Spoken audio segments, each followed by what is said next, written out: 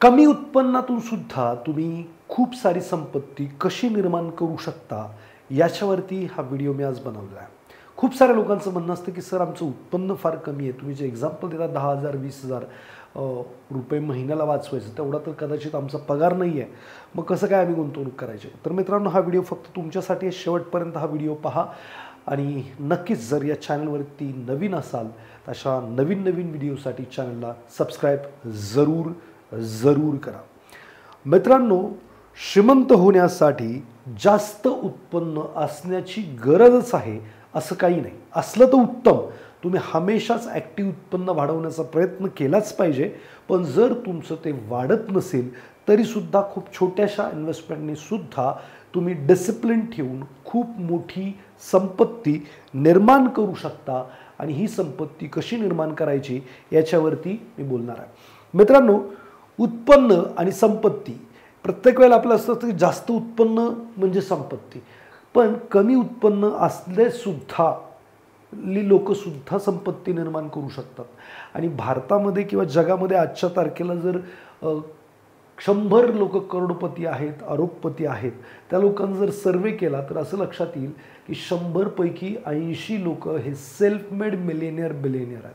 म्हणजे जास्त उत्पन्न, उच्च उत्पन्न इक्वल टू संपत्ती असं नेहमीच काही खरं असण्याचं कारण नाही. माझा अनुभव असा आहे की कमी उत्पन्न गुंतवणूक सुरू केली तरीसुद्धा चांगले पैसे बनवू शकतात. मी माझ्या आयुष्याची सुरुवात 2002 साली 500 रुपयाच्या SIPनी केली होती आणि त्याच्यामध्ये अर्थातच वाढवत गेलो जसं जसं माझं उत्पन्न वाढलं. पण थांबलो नाही की 500 रुपयांनी बाबा किती पैसे होतील, काय होतील. पहिली तर भीती होती, टेन्शन होतं, बऱ्याचशा काही गोष्टी होता. कोणीतरी सांगितलेल्या माहितीवरती जाऊन ती सुरुवात केली होती आणि मग ते 500नी खूप वर्ष मी 500 रुपये वाचवत होतो, पैसे वाढवू शकत होतो. पण ते भीती वाटायची, काहीतरी मार्केट व्होलॅटिलिटी असं तसं, सब्जेक्ट टू मार्केट रिस्क, बरंच काही सांगितलं जायचं. पण मी ती चालू ठेवली. आज ते 500 रुपयाची SIP converted in lakhs of rupees. So that is very very important. मला आहे ना असं वाटतं की आहे ना, आपण सगळ्यात पहिलं तर आहे ना, जर कमी उत्पन्नातनं श्रीमंत व्हायचं आहे तर या गोष्टीकडं लक्ष देणं गरजेचं आहे. याला म्हणतात मानसिकता तुमची पहिली संपत्तीची बनवली पाहिजे. जर तुमची मानसिकताच संपत्तीची नाही बनली तर मात्र तुम्ही श्रीमंत होऊच शकत नाही. पहिलं तर हे पॉझिटिव्हिटी तुमच्याकडे असली पाहिजे की तुम्ही कमी संपत्तीत सुद्धा करोडपती होऊ शकता. जर तुमचे नकारात्मक विचार असतील तर त्यांना पहिलं थांबवावं लागेल. मी माझ्या कमेंट्समध्ये हमेशा वाचत असतो की हां तुम्ही 15-20 वर्ष पैसे भरायला लावा तेव्हा तुम्ही पळून जाल आमचे सगळे पैसे घेऊन. हे तुम्हाला कोणी सांगितलं की तुम्हाला माझ्याकडे पैसे भरायचे? हे कोणी सांगितलं की ते पळून जातात? म्हणजे काय ना, पहिली तर सोशल सेफ्टी भारतामध्ये नाहीच आहे. रिटायरमेंटचं काही म्हणजे तुम्हाला कोणी देईल असं नाही आहे, किंवा तुम्ही जर आजारी पडणार तर दवाखान्याचं काय होणार काहीच नाही आहे. खूप साऱ्या गोष्टी आहेत. शिक्षणाचं पोरांचं काय होणार माहीत नाही आहे. त्यात पण सामान्य गरीब लोकांना खूप कमी पैशात चांगली वेल्थ क्रिएट करण्याचा मोका जर काय असेल तर तो म्युच्युअल फंड आहे. आणि त्याच्यात खूप कमी पैसे भरूनसुद्धा ती लोक वेल्थ क्रिएट करू शकतात, म्हातारपणाचं नियोजन करू शकतात, मुलांच्या शिक्षणाचं नियोजन करू शकतात. आणि त्याच्यातसुद्धा काही समाजकंठक लोक म्युच्युअल फंडचा फुगा फुटणार आहे, म्युच्युअल फंड पळून जाणार आहे, म्युच्युअल फंडचं बरंचसं काही म्हणजे शेअर मार्केट बुडणार आहे, अशा चुकीच्या अफवा उडवत असतात.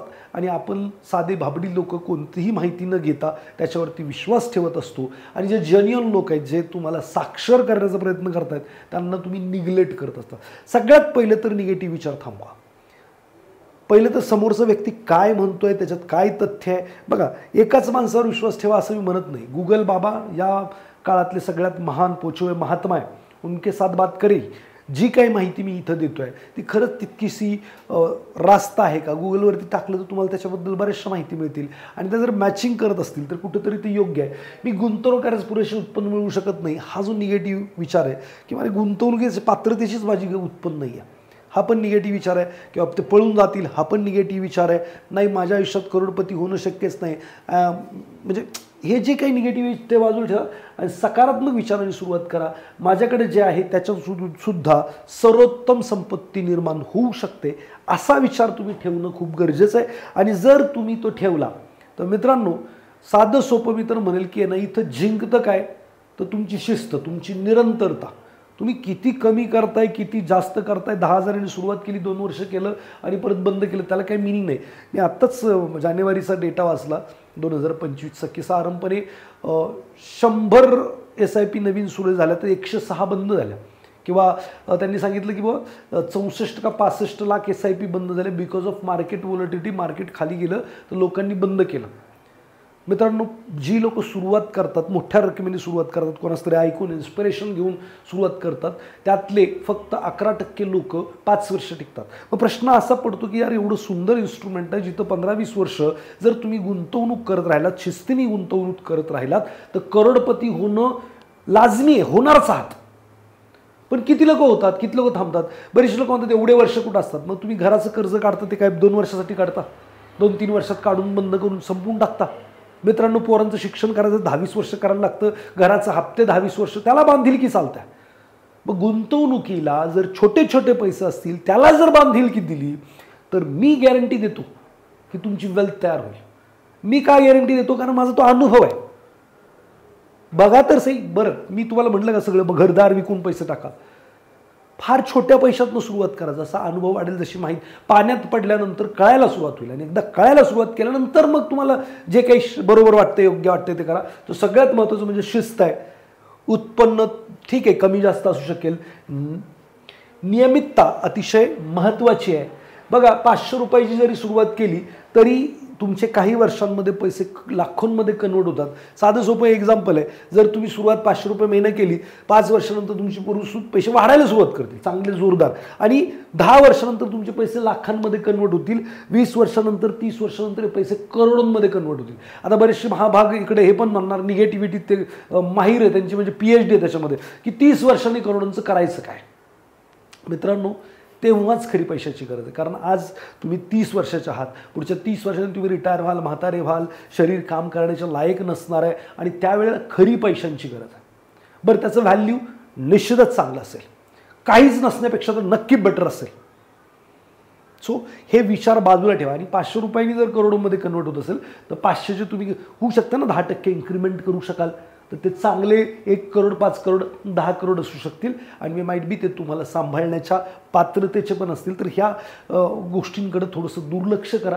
हे बघा, निगेटिव्हिटी येतेच आहे, आणि ती निगेटिव्हिटी जर नाही थांबवली तर गरिबी आहेच की. मी काय म्हणतो की हे पैसे तुमच्या कामाचे नाही आहेत, तसेही 500 रुपये वाचून असं कोणता झेंडा काढणार आहे? काय काढलं आहे आत्तापर्यंत? गरीब आहात, गरीब राहाल 500 गुंतून पण. पण जर मी म्हणतोय ते खरं असेल, आणि खरंच असणार आहे, तर तुम्ही माईट बी पॉसिबिलिटी की तुमच्याकडे चांगली संपत्ती असणार आहे end of the life. End of the जेव्हा तुम्हाला लाईफ खरं तर एन्जॉय करायचं आहे. हे बघा, आपण काम करत असतो तोपर्यंत काय एन्जॉय करता येत नाही, कामात डोकं असतं, फिरायची इच्छा नसते, खायची प्यायची इच्छा नसते, काही नाही. पण ज्यावेळी तुम्ही रिकामटेकडे बसाल ना म्हातारपणी, तेव्हा सगळ्या इच्छा होतील, आणि त्यावेळी त्यासाठी हे पैसे कामाला येऊ शकतील. सगळ्यात अतिशय महत्त्वाचा जो टॉपिक आहे तो म्हणजे बाजाराची मूलभूत माहिती तुम्हाला असणं खूप गरजेचं आहे. आता मूलभूत माहिती म्हणजे काय? जी तुम्हाला पाऊल टाकण्यासाठीच गरजेची आहे.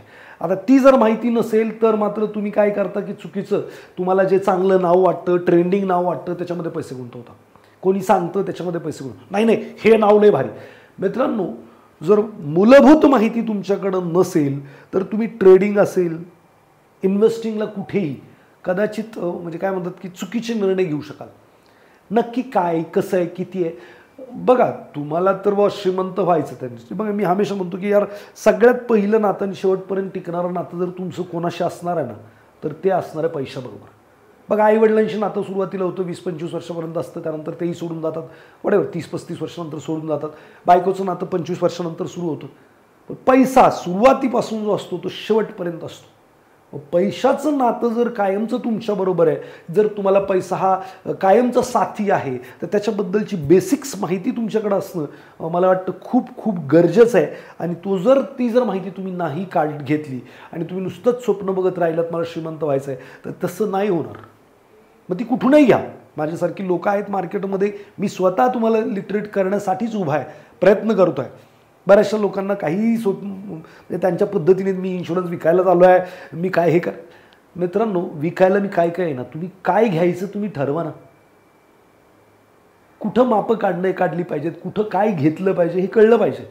गरिबीची मानसिकता आहे. यार कुठंतरी तू किती कमी आहे, तू किती वेळा हे सिद्ध करण्यासाठी काही म्हणण्यात काही पॉईंट नाही आहे. सगळ्यात महत्त्वाचं ट्रेडिंग स्टॉक्समध्ये गुंतवणूक करू नका. लोकप्रियता नव्हे तर मूल्य महत्त्वाचं आहे. खरंच त्या किमतीची ती गोष्ट आहे का हे कळलं पाहिजे. मी हमेशा म्हणतो की तुम्ही बाजारात गेला टमाटे घ्यायचे म्हटलं, मी कोणत्याही मित्राने सांगितलं जा त्याकडे टमाटे लय भारी आहे, तरी सुद्धा टमाटे उचलाल, दाबाल, इकडे ते बघाल, कलर अमकं ढमकं, खरंच त्याचं तेवढं बाजार मूल्य आहे का, शेजारी कितीला मिळतं, सगळ्या चौकशा कराल, मग टमाटे घ्याल, भाजी घ्याल. 10-20 रुपयाची भाजी घ्यायला एवढी चौकशी करता, मग इन्व्हेस्टमेंट करताना तुम्ही का नाही करत हे सगळं? नक्की त्यात मित्र सांगीव गोष्टीवरती का जाता?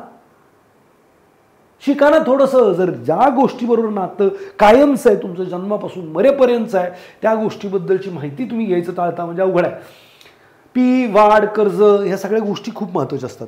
कोणताही स्टॉक खरेदी करताना किंवा प्राईस टू अर्न रेशो ज्याला म्हणतात, की किती टक्क्यांनी ग्रोथ होते आहे, सेल्समध्ये किती ग्रोथ होती आहे, प्रॉफिटमध्ये किती ग्रोथ होती आहे, खरंच प्राईजमध्ये ग्रोथ होती आहे का. भाव भगवानचे आहे शेवटी, असं म्हणतात गुजरातीमध्ये की भाव सगळं काही म्हणजे आहे. सो या सगळ्या गोष्टी अतिशय याचे मूलभूत विश्लेषण अतिशय महत्त्वाचे आहेत. आणि विश्वसनीय स्रोतचा वापर करा. कोणी काय म्हणण्यापेक्षा, कोणाचं काय व्हॅल्यू म्हणण्यापेक्षा, काही स्क्रीनरसारख्या वेबसाईट आहेत ज्याचा वापर मी स्वतः करत असतो, अशा साईटचा वापर. सगळ्यात महत्त्वाचं, रातोरात श्रीमंतीच्या फंद्यात पडू नका. 3%, 5%, 10% असं काहीही उपलब्ध नाही आहे. मी आता राम गायकवाड सरांचा इंटरव्ह्यू गेला. 500 कोटी मॅनेज करतो व्यक्ती. त्या व्यक्तीचं स्टेटमेंट असं होतं की ते म्हणतात की मी 22 वर्ष झालं मार्केटमध्ये आहे आणि 22 वर्षाच्या माझ्या प्रदीर्घ अनुभवामध्ये मला एकही व्यक्ती असा नाही भेटला जो फ्युचर आणि ऑप्शन करतोय, तो सुखी, समाधानी, आनंदी आहे, यशस्वी आहे. आता तो जर एवढा अनुभवी माणूस जो 500 कोटी रुपये मॅनेज करतो, तो जर असं म्हणतोय तर कुठेतरी तथ्य आहे. दुसरं, सेबीचं म्हणणं असं की जे F&O करतात त्यातले 93% पैसे लोक घालवत आहेत, 7% कमवत आहेत. त्यात पण निखिल कामतांचं मत असं आहे, जिरोदाचे फाउंडर, ते म्हणतात की जे 10 लोक कमवत आहेत त्यातले 9 लोक FDला पण बीट करत नाहीये. का तुम्हाला रोल मॉडेल व्हायचं आहे? खरंच आपलं अकाउंट अलाउड करते का आपल्याला रोल मॉडेल? त्या व्यक्तीला एवढ्या शिव्या घातल्या लोकांनी याच्यावरती, इन्स्टावरती किंवा जिकडं तो व्हिडिओ होता. सर तुम्ही विचार करा, जर एखादा माणूस जबाबदार व्यक्ती आहे, त्यांनी करून दाखवले त्या जीवनामध्ये, खरंच तुम्हाला बोलण्याचा अधिकार आहे का? मला तिथं खूप लोकांनी खाली जेव्हा नावं टाकले की तू ह्याचे असं अकाउंट जाऊन बघ, त्याचं अकाउंट जाऊन बघ, मित्रांनो आश्चर्याचा भाग असा होता की तिकडं मॅक्सिमम अकाउंट जे होते ते फॉरेक्सचे होते. आणि ही जी अकाउंट्स होते फॉरेक्सचे, व्हाईट लेबल ज्याला म्हणता येईल, ब्रोकर्स, आज ना उद्या पळून जाणार आहेत. मिळत असतील त्यांना 4-2 दिवस पैसे, ते त्यांच्यासाठी देव असतील. पण मित्रांनो हे तर सत्य नाही आहे. F&Oला सक्सेसफुल लोक आहेत जे हेजिंग करतात, स्ट्रॅटर्जीसह काम करतात, तिकडे सक्सेस आहे. पण हे सगळं समजायला यायला खूप सारा कालखंड लागतो. ही शेवटची गोष्ट आहे करायची. संपत्ती एक्सलेट करण्याचा तो शेवटचा भाग आहे. इथं तुम्ही रातोरात तिकडं देवत नाही बनू शकत. मार्केट खरंच एवढं वेडं आहे का? तुम्ही काल परवाची येणार, थोडंफार कुठंतरी यूट्यूबला बघणार आणि करोडो रुपये मार्केटमधनं कमवून घरी घेऊन जाणार, हा कॉमन सेन्स आहे का? खरंच विचार करा. खरंच घेऊन जाऊ शकता करोडो रुपये घरी? प्लीज. हे आपण शिकलोय 1ली ते 10वी 12वी काय जे शिकलोय ना, जरा वापरात येण्याचं जरा नॉलेज घ्या. पेपरात येण्यासाठी खूप शिकलात, वापरातलं नॉलेज घ्या. की खरंच एवढी मूर्ख लोक बसतात मार्केटमध्ये करोडो रुपये घेऊन, जे वाट बघतायत तुम्ही यावर ट्रेड करावं, सगळे पैसे तुम्हाला देऊन जावेत. का ते तुमचे पैसे चिरीमिरी आहे ते पण गोळा करायला बसल्यात तुम्हाला काहीतरी लालच दाखवून. प्लीज, अशा मार्गाने श्रीमंती येत नाही आणि अशा मार्गाच्या नादी लागू नका. खूप हेडॅक आहे, खूप स्ट्रेस आहे, टेन्शन आहे, ऑर्गन्स फेल होतात, लोकांचं लाईफ फेल होतं, आत्महत्या करतात लोक. सो प्लीज काय करा, F&O पासून दूर राहा. खूप धोकेदायक आहे आणि जलद नफा मोठा धोका. रातोरात श्रीमंती म्हणजे गरिबीचं पहिलं लक्षण. बरं, रातोरात करोडपती बनणारे किती लोक राहतात? त्याला पण सस्टेनेबल सिस्टम्स बनवावे लागतील तरच राहता येईल. बाजाराचा समज असला, अनुभवातच प्रगती साधता येते. अनुभव घ्यावा लागेल. म्हणजे तुम्ही म्हणाल की मी आलो मार्केटमध्ये, मला तर माहिती आहे व्हॉलॅटिली. मी बघा 2008चं आम्ही लोक दाखवतो ना, 2008ला पडलं परत वाढलं, 2012ला पडलं परत वाढलं, 2020ला पडलं परत वाढलं. आता हे सगळं आम्ही सांगतो, पण जेव्हा ते आता टेरिफमुळे पडतं तेव्हा किती लोक पेशन्स ठेवू शकतात? नाही ठेवत. म्हणजे अनुभव हीच गुरु किल्ली आहे. आत्ता जी लोक पेशन्स ठेवून थांबतील त्यांना तो अनुभव येईल, अरे हां वाढलं होतं परत खाली गेलो होतो, मी पॅनिक झालो होतो, मी तुम्हाला वाटत होतो SIP बंद करावी, मला बरंच काय वाटत होतं, पण सर तुम्ही थँक्यू व्हेरी मच, तुम्ही आम्हाला थांबवलं, तसं करू दिलं नाही आणि मग आता वरती आलं, मग परत वरती जातं, चांगलं वरती जातं, मग परत येतं पण मायनस दिसत नाही, कारण पहिल्या झटक्यात मायनस होतं, पुढं ते मायनस नाही होत आणि मग परत ते वाढायला सुरुवात करतं आणि पुन्हा जेव्हा ते वाढायला सुरुवात होतं तर अनुभवानंतरच खरी प्रगती साधते असं माझं मत आहे. तर अनुभव चांगला येत नाही तोपर्यंत ॲग्रेसिव्ह होऊच नका ना. कोणी सांगितलं तुम्हाला ॲग्रेसिव्ह व्हायला? खूप साऱ्या लोकांना मी पाहतो पहिलं टेस्ट करतात, करून बघतात, मार्केटची सुरुवात असते वाढणीची, 20-30% रिटर्न असतात, ॲडव्हर्टिजमेंट चाललेले असतात, मग हा म्हणतो 2000 करून बघतो, 2000 हाय जोरात वाढतं, जोरात वाढले काय होतं, कॉन्फिडन्स येतो, कॉन्फिडन्स आला की हा मोठा पैसा घेतो टाकून देतो आणि अचानक त्यावेळेला मार्केट महाग झालेलं असतं, टेरिफ येतं, मार्केट परत खाली, मार्केट खाली, मग आता ओव्हरऑलच पैसे खाली आहेत, मग याला रात्री झोपेची बंद होते आणि हेवी रिस्क घेतलेली असते, खूप साऱ्या गोष्टी झालेल्या असतात. मग याच्याकडे एकतर अनुभवी कोणी नसतंच मार्गदर्शक पण, कारण हा डायरेक्ट गेलेला असतो ना, याला कोणाची गुरुची गरज वाटत नाही, मग हा डायरेक्ट जातो आणि काय करतो, पैसे टाकतो. मग प्रॉब्लेम हा होतो की मग त्यातले 80% लोक लॉस बुक करून बाहेर येतात की पेशन्स लागतो, 2-2, 3-3 वर्ष पैसे परत पॉझिटिव्ह दिसत नाही. हा अनुभव खूप महत्त्वाचा आहे. माझं असं म्हटलं की बाजाराबद्दलची समज खूप गरजेची आहे आणि मग अनुभवानंतर प्रगती साधता येते. दीर्घकालीन गुंतवणूक ही स्थिर वाढ देते. बरेचसे लोक म्हणतात काय गॅरंटी? मित्रांनो, तुम्हाला FD+ रिटर्न मिळणार हे गॅरंटेड आहे भारतामध्ये पुढची 20 वर्ष जर तुम्ही लॉंग टर्म इन्व्हेस्टर राहाल तर. सिंपल आहे. रिटर्न म्हणजे काय? GDP plus inflation, gross domestic production plus inflation. Gross domestic production भारतामध्ये 5-6% राहिलं असं धरा आणि महागाई सुद्धा 5-6%, 5-6% मिळून 12% रिटर्न तर कुठे गेले? अल्फा 2-3%, 12-15% मिळू शकतात. मी म्हणतो तुम्ही लईच दुर्दैवी आहे तरी 10-12% रिटर्न इथून पुढच्या दीर्घ काळामध्ये कोणत्याही फायनान्शियल एक्सपर्टला विचारा किंवा निर्मला सीतारामनला जाऊन विचारा, शी विल टेल की हां 10-12% रिटर्न मिळाला भारतामध्ये. बरं, तेच काय जागतिक दर्जाचे जे काही फंड मॅनेजर्स आहेत ते सुद्धा हे बोलत आहेत. म्हणजे इव्हन मी आत्ता रिसेंटली मिराई ॲसेटचे व्हाईस प्रेसिडेंट, ग्लोबलचे व्हाईस प्रेसिडेंट आणि भारताचे CEO यांचा इंटरव्ह्यू केला, माझ्या यूट्यूब चॅनलला अवेलेबल आहे. त्यांचा इंटरव्ह्यू केला, ते सुद्धा 12%ला भारतामध्ये मरण नाही. मिराई ॲसेट 17 देशांमध्ये भारताचं फंड प्रमोट करतात, या भाषेत बोलत आहेत. इंटरव्ह्यू अवेलेबल आहे, तो बघून घ्या. त्याची पाहिजे तर लिंक या व्हिडिओच्या खाली मी तुम्हाला देतो. सो व्हॉट डज इट मीन? दीर्घकाल जर तुम्ही इन्व्हेस्टमेंट असाल तर तुम्हाला नुकसान भोगावं लागणार नाही असं. म्हणजे जर रोलिंग रिटर्न काढले, सगळे काढले तर 5 ते 7 वर्ष जर तुम्ही इन्व्हेस्टर असाल इक्विटी मार्केटमध्ये किंवा इक्विटी म्युच्युअल फंडमध्ये तर तुमचं नुकसान होणार नाही आहे. तुमचं नुकसान फक्त शॉर्ट टर्ममध्ये होऊ शकतं आणि त्याच्यापासूनच तुम्ही सावध राहिलं पाहिजे.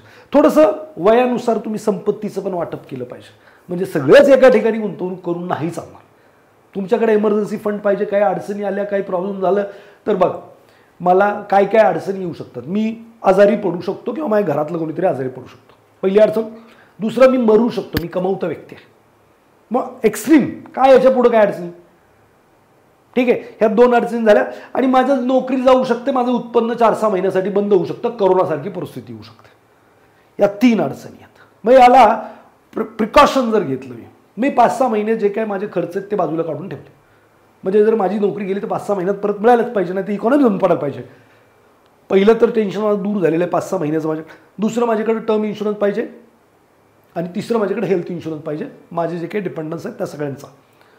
या 3 गोष्टी जर माझ्याकडे आहेत तर मी सुसज्ज आहे की मी दीर्घकालीन इन्व्हेस्टमेंट करू शकतो. काहीच प्रॉब्लेम नाही. 6 महिने, 8 महिने, 10 महिने मार्केट खाली राहायला काही फरक पडत नाही. सो हे सगळ्यांसाठीच हे ॲप्लिकेबल आहे असं नाही. पण एक आयडियल जर विचारात घेतलं तर 5-50% तुमचे म्युच्युअल फंड्समध्ये पाहिजेत, 50% तुमचे डायरेक्ट स्टॉक, तुम्ही स्टॉक्स केले पाहिजेत लॉंग टर्मसाठी तर नक्की केले पाहिजेत, पण ते शिकून केले पाहिजेत. नाहीतर कोणीतरी नाव सांगितलंय फलाना शेअर चांगला आणि पैसे लावले, मेले म्हणून समजा, भले तो वाढला तरी काही कामाचा नाही, पडला तरी काय. त्याच्यात पण ॲसेट अलोकेशन आहे, त्याच्यात पण वेटेज मॅनेजमेंट आहे, खूप साऱ्या गोष्टी त्या शिका प्रॉपर वेनी आणि मग करा, मग अलाउड आहे. अदरवाईज हे सुद्धा पैसे इकडे आले तर चालतील. FD टाईप्स ऑफ प्रोडक्टमध्ये तुमचे 10-20% पैसे गेले पाहिजेत आणि हा बॅलन्स साधा. उगीच कोणतरी मी म्हणतो म्युच्युअल फंड सगळ्याच उचलायचे पैसे म्युच्युअल फंडला टाकायचेत का, तर याचं उत्तर नाही आहे. असं नाही करायचं आहे. सो हे अंडरस्टँड करा. Asset allocation is a very very very very important. आपत्कालीन निधी हा अतिशय प्रथम काम आहे. 3 ते 6 महिन्याचा खर्च आवश्यक सुरक्षा कवच म्हणून घेतला पाहिजे. लिक्विड फंडमध्ये सहज पैसे उपलब्ध, कधी पण टाकतात कधी पण काढतात, त्याच्यामध्ये तुझ्याला ठेवला पाहिजे. गुंतवणूक संरक्षण, आपत्कालीन विक्री टाळा. म्हणजे काय की बघा, अचानक काहीतरी इमर्जन्सी लागली, मार्केट पण पडला, अशा वेळेला काय होणार, तुम्ही एक तर पहिली तर व्हॅल्युएशन खाली असणार आणि त्यावेळी तुम्हाला गरज लागली, जर तुम्ही जर आपत्कालीन फंड नाही ठेवला, इमर्जन्सी फंड नाही, गरज लागली तर काय करणार, खालच्या लेवलला जाऊन तुम्ही विकणार. म्हणजे जर तुम्ही इमर्जन्सी फंड ठेवला तर तुमच्या गुंतवणुकीला सुरक्षा कवच लाभेल, आणि जर तुम्ही आपत्कालीन फंड नाही ठेवला तर तुमच्या गुंतवणुकीला सुरक्षा कवच मिळणार नाही. मग बघा, सुरक्षाच कवच नाहीये, कधी पण तुमच्या किल्ल्यामध्ये कोणी पण बुरुज ढासळू शकतो, तर असा बुरुज काहीही कामाचा नाहीये. दुसरं, चांगलं सर्वोत्तम शिक्षण घ्या. शिक्षण घेण्याचं काय, तर सगळ्यात महत्त्वाचं शिक्षण घ्यायचं जर तुम्हाला असेल फायनान्समधलं, तर काय तुमच्याकडे पुस्तकं आहेत, खूप सारी पुस्तकं आहेत, त्याच्या माध्यमातून तुम्ही फायनान्शियल लिटरसी घेऊ शकता. खूप सारे कोर्सेस आहेत, त्याच्या माध्यमातून घेऊ शकता. माझ्यासारखे यूट्यूब चॅनल आहेत, आकाश गोंदवले यूट्यूब चॅनलवरती पण खूप साऱ्या गोष्टी मी सांगत असतो, त्याच्या माध्यमातून तुम्ही त्याचा वापर करू शकता. नॉलेज घ्यायचं आहे, आम्ही काही कोर्सेस घेतो, त्याचाही तुम्ही वापर करू शकता. So there are lots of वे. आजच्या काळात तुम्हाला चांगलं शिक्षण मिळायला खूप सारे स्रोत, खूप सारे मार्ग उपलब्ध आहेत, त्याच्या माध्यमातून ते शिक्षण घ्या. शिक्षण हे वाघिणीचं दूध आहे. डॉक्टर बाबासाहेब आंबेडकरांनी म्हटलं होतं, एकदा का तुम्ही हे पिलात की गुरगुरल्याशिवाय राहणार नाही. वाघ कधी गुरगुरल्याशिवाय राहत नाही. जर फायनान्शियल लिटरसी असेल, कोणतंही शिक्षण असेल, ते तुम्हाला काही स्वस्त बसू देत नाही, आणि फायनान्शियल शिक्षण तर श्रीमंत झाल्याशिवाय शांतच बसू देत नाही, असं मला वाटतं. दुसरं, इन्व्हेस्टमेंट केली, विषय संपला असं रे. दर महिन्याला तुम्ही काय केलं पाहिजे, मागोवा घेतला पाहिजे, माझे पैसे वाढले किती, कमी झाले किती, काय झालं. मग काय, तुम्ही समजा मनी अकॅडमीच्या माध्यमातून इन्व्हेस्टमेंट, मनी अकॅडमीचा ॲप, त्याच्यामध्ये सगळ्या माहिती तुम्हाला मिळेल. Go there and get information. पैसे वाढले कमी झाले, फक्त लक्ष ठेवायचं आहे नक्की काय चाललं. त्यानंतर लक्ष आधारित गुंतवणूक पाहिजे, ध्येयानुसार गुंतवणूक पाहिजे. उगीच मला वाटलं मी केली, मला वाटलं मी काढून आणले, असलं काही करू नका. ज्या काही चुका तुमच्या घडत आहेत त्या वेळेत सुधारा, आणि जर त्या नाही सुधारवल्या तर मग अवघड आहे. म्हणजे काय की बाबा, मी आता ध्येय निश्चित केलं की मला 5 वर्षांनी कार घ्यायची आहे. कार घ्यायची आहे तर बाबा मला 5 लाखाची कार घ्यायची, महिना किती वाचवला पाहिजे, समजा उदाहरण 6,000 रुपये वाचवलं पाहिजे. 5 वर्ष आपण म्हणूयात की कमी कालखंड आहे, तर 10% CAGR तुम्हाला मिळेल. तर बुवा 10% 6,000 रुपये गुंतवले, 5 लाख रुपये मिळतील. 5 वर्षांनी घ्या आणि तुमची कार घेऊन टाका. 10 वर्षानंतर घर घ्यायचं आहे, हे जस्ट एक्झाम्पल आहे, परफेक्ट आकडे नाही आहे. 10 वर्षानंतर उद्दिष्ट आहे 20 लाखाचं घर घ्यायचं आहे. 20 लाखाचं घर घ्यायचं, 10,000 रुपये महिना वाचवा, 12% ग्रो करेल CAGR. 10 वर्षानंतर 12% CAGR तुम्हाला 20 लाख रुपये देऊन जाईल. निवृत्ती 25 वर्षानंतर 1 कोटी रुपये पाहिजेत, 7,000 रुपये महिना वाचवा, 15% CAGR मिळेल. जेवढं ड्युरेशन वाढेल तेवढं तुम्हाला रिटर्न्स पण वाढतात. सो अशा पद्धतीने तुम्ही स्वतःचं नियोजन करू शकता आणि खूप कमी पैशात सुद्धा करोडपती बनता येतं. आणि सगळ्यात बेस्ट एक्झाम्पल जर तुम्हाला कोणतं पाहिजे असेल तर मी तुमच्या समोर आहे. टेलर होतो, ऊसतोड कामगाराचा मुलगा आहे, आणि मी माझी स्टोरी बऱ्याच वेळेला सांगितलेली आहे. खर्चायला पैसे नव्हते किंवा खूप सारं कर्ज झालं तर माझ्या वडिलांनी काय केलेलं आहे, संन्यास घेतलेला आहे. माझे वडील लास्ट इयर 2014ला गेले, 24ला गेले, तर ते संन्यासी म्हणून गेलेले आहेत. एवढी वाईट परिस्थिती होती की खूप लोक येऊन शिव्या घालत होती. In short, moral of the story, खूप पैसे असले तरच तुम्ही श्रीमंत होऊ शकता किंवा गुंतवणूक करू शकता, तर हे असं नाही आहे. श्रीमंत होण्यासाठी गुंतवणूक करणं गरजेचं आहे, आणि खूप कमी पैशातून सुद्धा ही गुंतवणूक होऊ शकते.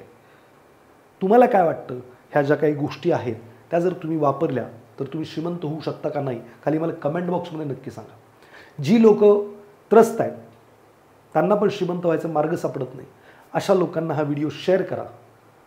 तुम्हाला व्हिडिओ आवडला तर लाईक कमेंट करा, आणि पुढच्या व्हिडिओला पाहायचं आहे आणि तुम्ही नवीन आहात तर सबस्क्राईब हा चॅनल करायला विसरू नका. व्हिडिओ आवडल्यास तुमच्या प्रतिक्रिया नक्कीच मला वाचायला आवडतील. सो भेटूयात पुढच्या व्हिडिओमध्ये. धन्यवाद.